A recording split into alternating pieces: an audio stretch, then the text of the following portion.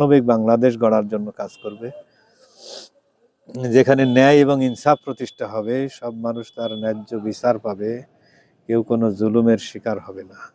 এবং এলাকার উন্নয়নের জন্য আমরা বিবেচনায় নিয়ে আসতে পারি যে আমাদের এলাকায় ফসলের ন্যায্য মূল্য পাওয়াটা একটু রিস্ক থেকে যায়। কৃষকেরা উৎপাদন করে দেখা যায় যে তার বিক্রির সময় ওই উৎপাদন খরচই আসে না, অনেক ক্ষেত্রে কিছু ক্ষেত্রে লাভবান হয়। তো যাতে করে সব ফসলেরই তারা ন্যায্য মূল্য পায় সেই ব্যাপারটা আমরা দেখতে চাই। এবং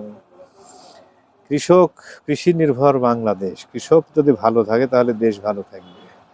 এবং এই এলাকায় বেকার সমস্যাও অনেক প্রকট, সে কারণে আমরা বেকাররা যাতে কর্মসংস্থান হয়, আত্মকর্মসংস্থান এবং প্রাতিষ্ঠানিক কর্মসংস্থান, এবং আমরা মনে করি যারা বিদেশে যেতে চায় তারা বিদেশে, বাংলাদেশের তো অর্থনীতির চাকাটা রেমিটেন্সে কিন্তু অনেকটা সচল আছে।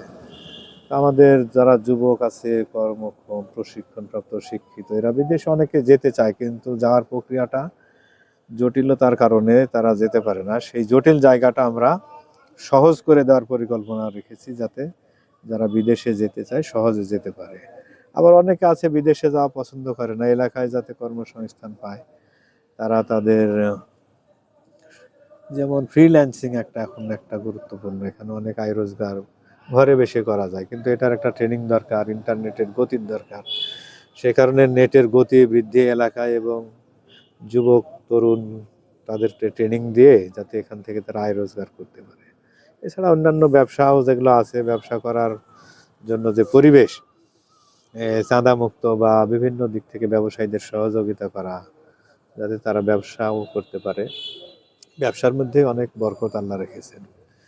এবং কৃষির বিষয়টা বর্তমানে একটা সমস্যা হয়ে দাঁড়িয়েছে যে বর্ষার পরে পানিটা ঠিকমতো নিষ্কাশন হচ্ছে না, যে কারণে ফসল করার মতো জমিটা ফসলের উপযোগী হচ্ছে না, লেট হয়ে যাচ্ছে, কোনো কোনো ক্ষেত্রে একটা ফসল করা যাচ্ছে না।